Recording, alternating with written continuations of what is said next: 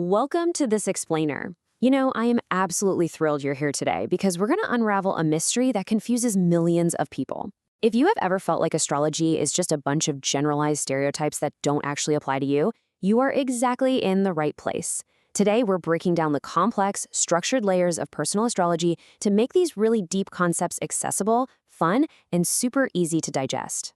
So let's just start with a really simple question. Does your sun sign ever feel wrong? Have you ever opened up a daily horoscope, read the description for your sign, and thought, wow, this sounds absolutely nothing like me?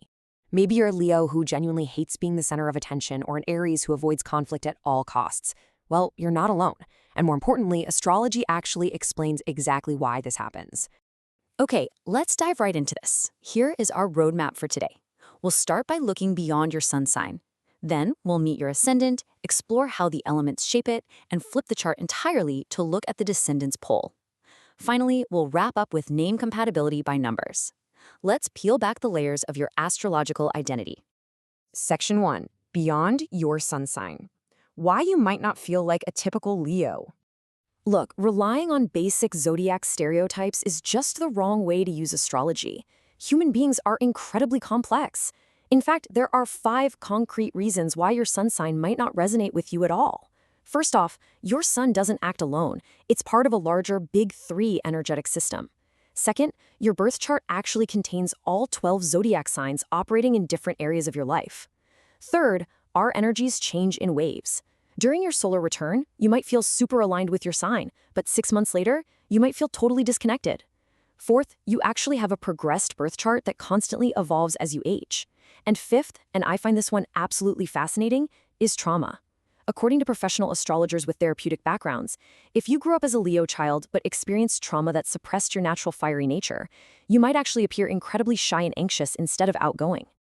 And this brilliantly illustrates the real psychological depth of a birth chart. When we map astrology onto psychology, we start to see that the rising sign acts like your primal id, the sun sign is your conscious ego, and your moon sign represents your superego.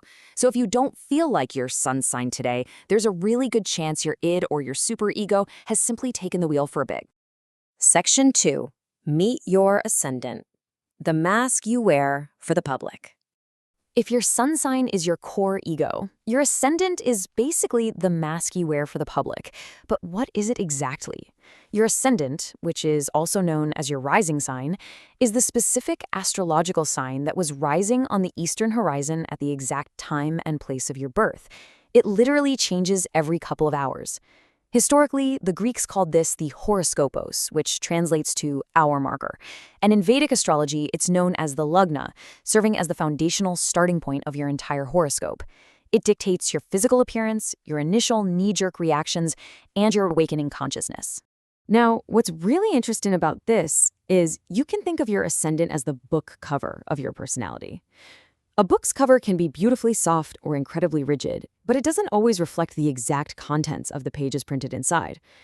Because of your ascendant, you might come across in public as this incredibly quiet, modest, polite person, but then you go home, lock the doors, and secretly blast Rammstein at full volume. The ascendant is simply how you learn to present yourself to the world so you could survive and thrive. Section 3. Elements of the ascendant. How those elements shape your public mask. Your ascendant is going to fall into one of 4 classical elemental categories. And guys, this drastically changes your outward mannerisms. If you have a fire sign ascendant, like an Aries or Leo, you project tons of energy and optimism, sure, but your actual public manner can actually be quite formal or stern. Aries rising gives this very organized, almost commanding bearing. Now, if you have an earth ascendant, you're going to come across as calm, reserved, and highly stress-resistant. You plan ahead. Air ascendants, like Gemini, they're the sociable but somewhat detached jugglers. They always have a dozen activities going on at once. And water ascendants, well, they are highly intuitive but incredibly protective.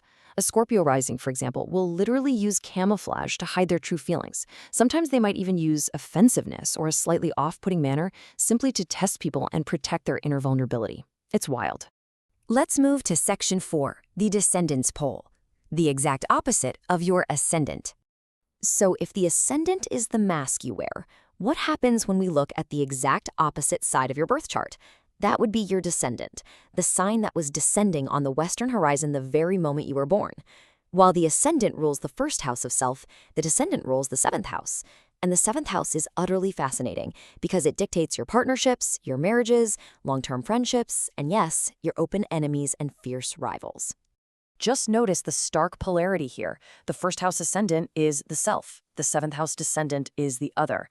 The descendant represents our shadow, the qualities we literally lack, and what we subconsciously seek out in life. Because they are perfectly opposed, if you have a Taurus ascendant, your descendant is mathematically guaranteed to be Scorpio. If you're Gemini rising, your descendant is Sagittarius. And here is why that matters so much. We subconsciously project our descendant onto others. You are naturally drawn to people who have the exact traits you are missing. It's like puzzle pieces clicking together. You seek them out to feel whole. But because these traits are totally foreign to your own natural operating system, they are also the exact same traits that can drive you absolutely crazy.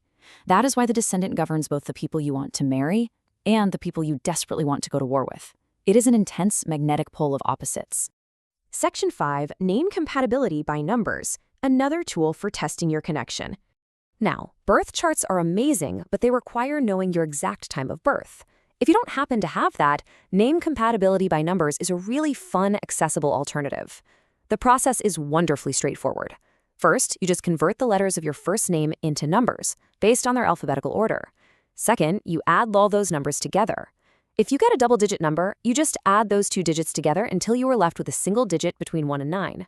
Finally, you do the exact same thing for your partner's name, and you add your final digit to their final digit to get your ultimate compatibility score. So the crucial point is how we actually interpret that final score. The primary rule here is that even numbers generally indicate a relationship built on peace, trust, and friendship. Odd numbers, on the other hand, usually point to conflict, intense passion, and power struggles, like someone always wants to take the lead. To get a bit more specific, a score of 2 brings beautiful harmony, though maybe without extreme fiery passion. A score of 8 is your classic chaotic, on-again, off-again dynamic where you just can't live with them but can't live without them.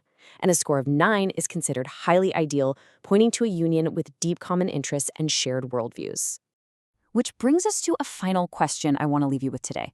What does your complex equation of suns, rising signs, shadows, and numbers actually reveal about you? You know, you are not a simple one-word stereotype. You are a brilliant, multifaceted equation of elements, masks, and projections.